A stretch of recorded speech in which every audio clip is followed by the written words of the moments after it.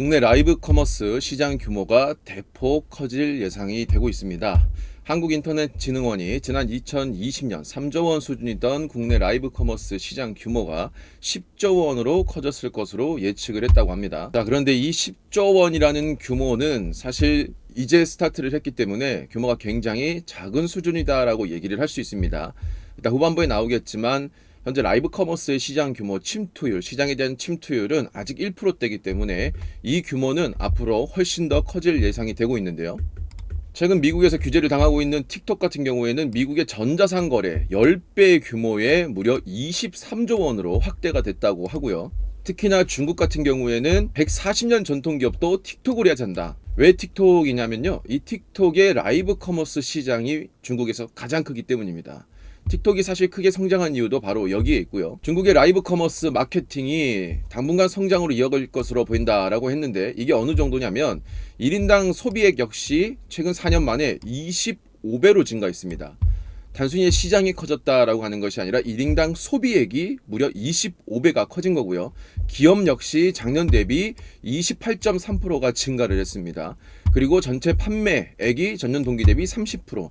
그러니까 이게 지금 한 해 만에 30%가 성장했다는 것은 엄청난 성장이죠. 그래서 총 규모가 지금 현재 4조 5,656억 위안 어마어마한 규모를 가지고 있습니다. 물론 이 규모가 미국 내에서도 어마어마하게 커지고 있기 때문에 최근 미국에서는 이 선거 때문에 틱톡을 금지하는 금지령이 이제 확산하고 있고 하원을 통과했다라고 합니다. 이게 통과가 돼서 문제 어떤 선거적으로 좀 쓰일 수는 있겠으나 어쨌든 이 라이브 커머스의 시장이 커진다는 게 중요한 거죠. 국내 흐름도 보면요. K-팝 아티스트도 유튜브 쇼핑으로 넘어갔다. 그래서 인피니티의 장동우, 원호, 아이키 등 유명 크리에이터들이 이런 라이브 커머스 시장으로 들어갔다라고 했는데 사실 이거는 꽤 된 이야기죠. 왜냐면 오래전부터 유명 크리에이터들이 이 시장을 선점을 했고 거기에 연예인들이 이제 하나 둘씩 들어가고 있는 추세입니다. 특히나 최근에 류현진의 복귀 소식으로 좀 이슈가 있었던 하나 이글스의 굿즈도 이것도 라이브 경기를 보면서 바로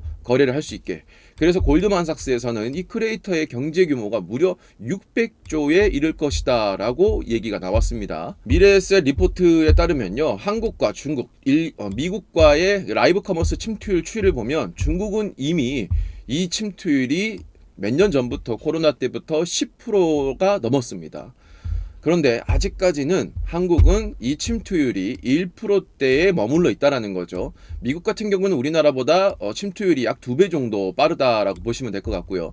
국내에서도 이게 본격적으로 성장을 해서 침투율이 높아질 것이라고 예상이 되는데 사실 이 속도는 이 시장이 커지면 커질수록 곱절은 더 빠르게 올라갈 겁니다. 지금은 현재의 성장 속도를 감안했을 때 이렇게 증가한다는 것이고 이게 정말 이 시장이 단기간에 어마어마하게 커진다라고 하면은 이 성장 속도는 바뀔 겁니다. 훨씬 더 높게. 라이브 커머스의 시장에서 가장 강자가 현재까지 국내에서는 네이버 그리고 카카오 이런 쪽인데 국내 영상 플랫폼의 월 평균 체류 시간 추이를 보면은 현재 유튜브가 압도적으로 1위에 있습니다. 얼마 전에는 유튜브가 전체 대한민국의 SNS 그리고 이 소셜 플랫폼에서 1위를 등극했다라는 이야기가 나왔죠. 틱톡, 인스타그램, 넷플릭스뿐만 아니라 국내 대기업들과도 비교를 했을 때 1위로 올라섰습니다. 그래서 이 유튜브에서도 지금 라이브 커머스에 대한 시장을 키우기 위해서 힘을 쓰고 있고 이 유튜브가 우리나라에서 기업 중에 라이브 커머스를 하기 위해서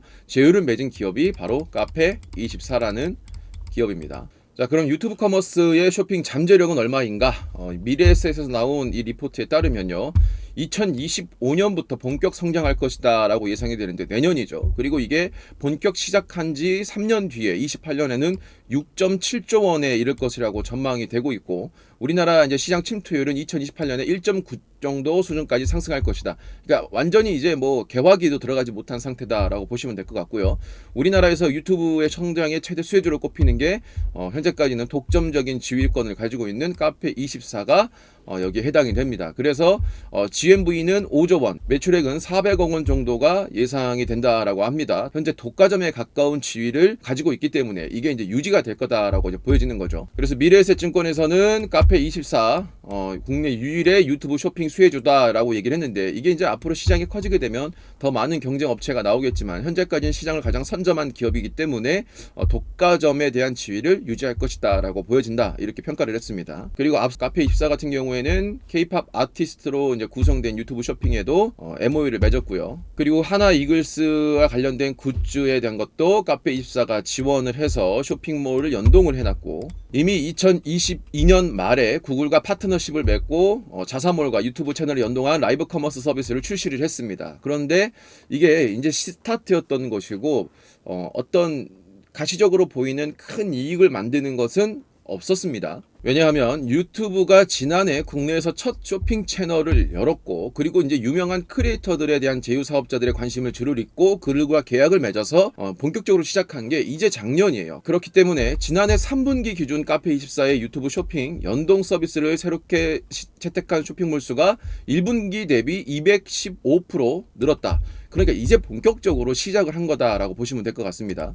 또한 최근 카페24가 카페24 쇼핑페이라는 것과 한정특가의 기능을 추가를 했는데, 이 부분은 굉장히 중요한 내용입니다. 왜냐하면 온라인 커머스라는 거는 사실 우리가 익숙한 플랫폼이 있죠. 바로 TV에서 하는 홈쇼핑인데, 이 홈쇼핑과 온라인 커머스의 차이점은 이제는 우리가 TV라는 이런 플랫폼을 과거처럼 많이 쓰지 않는다라는 거고, 휴대폰을 이용한 SNS의 활용도, 그리고 그 점유율이 압도적으로 높기 때문에 지금은 사람들의 이동이 전부 다 SNS로 가 있는 거고요. 특히나 이 쇼핑페이라는 것이 왜 중요하냐면 2023년과 2022년 전 세계 이커머스 거래의 주요 결제 수단 중에서 디지털 지갑이라는 것이 압도적인 수치를 보여주고 있습니다. 이 글로벌 이커머스 시장에서 이 소비자들이 선택하는 디지털 지갑이라는 것은 정말 중요하고요. 이 구매 전환율에 직접적인 영향을 미쳐서 최대 30%, 그러니까 엄청난 수치죠. 최대 30%까지 구매 전환율을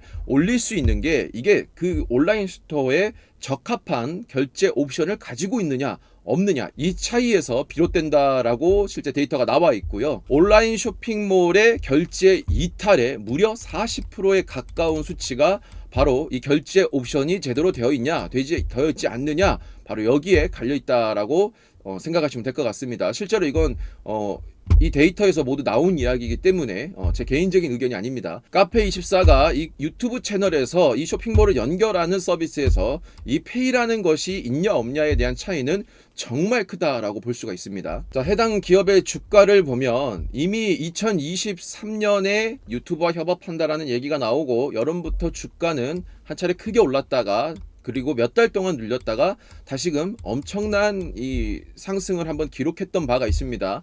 그래서 평균 가격이 10,000원 이내 7-8,000원이었던 이 기업이 34,000원까지 올라갔었는데, 지금 이 상승분을 거의 다 반납하고 정말 가파르게 하락을 해서 지금 현재 17,000원대까지 내려와 있습니다.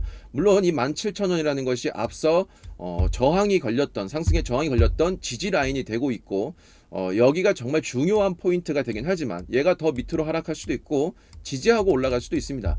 자, 중요한 건 뭐냐면 우리가 이 기업을 꾸준하게 관심을 갖고 지켜봐야 된다는 겁니다. 자, 왜냐하면 이 기업의 최근 컨센을 보면요, 2023년까지 지속적인 적자 행진을 벌여왔습니다. 그러다가 2023년 4분기에 흑자 전환을 했어요. 물론 매출액이 조금 증가한 것도 있겠지만 이 기업이 과거 적자를 많이 만들었던 것들에 대한 비용을 운영 자금으로도 쓰고, 그리고 빚도 좀 청산을 했습니다. 그래서 구글에서 좀 전폭적인 지원을 받았다라고 생각하시면 될 것 같고, 그로 인해서 올해부터가 이제 기대가 되는데, 지금 영업이익이 마이너스 31억에서 무려 129억으로 대폭 증가할 예정이고, 매출액은 소폭 증가하나 영업이익이 크게 증가를 하죠. 당기 순이익도 몇 배나 증가를 합니다. 그리고 내년 정도가 보면 영업이익과 그리고 당기 순이익도 작년에 비해서는 10배 이상 개선이 될 것으로 이제 보이고 있고요. 올해부터 본격적으로 성장할 수 있을 것이다라고 보여집니다. 이미 미국과 중국에서는 이 온라인 커머스, 특히나 유튜브 같은 틱톡 그리고 테무 같은 플랫폼의 거래 규모가 어마어마하게 성장을 하고 있기 때문에 우리나라도 물론 같이 성장을 하고 있죠. 여기에 이제 유튜브가 도전을 한 거기 때문에 유튜브의 커머스 시장이 올해부터 이제 본격적으로 성장한다라고 하면 이 기업의 주가 성장도 우리가 좀 기대해 볼 만할 것 같습니다.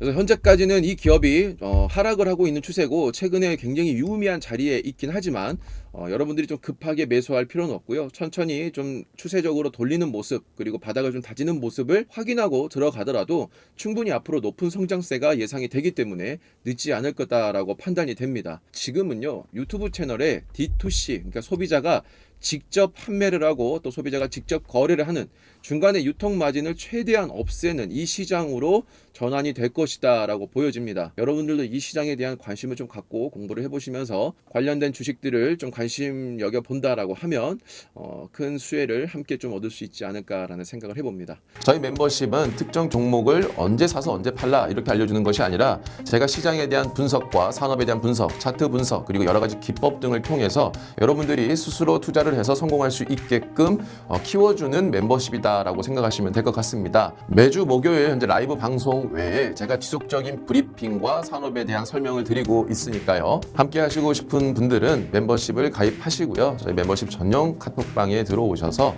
다양한 정보 받아가시고요. 소액인 멤버십의 비용 대비 분명히 훨씬 더 높은 이익을 얻을 수 있을 거라 제가 확신하고 있으니까요. 함께 어려운 시장 걸어가면 좋을 것 같습니다.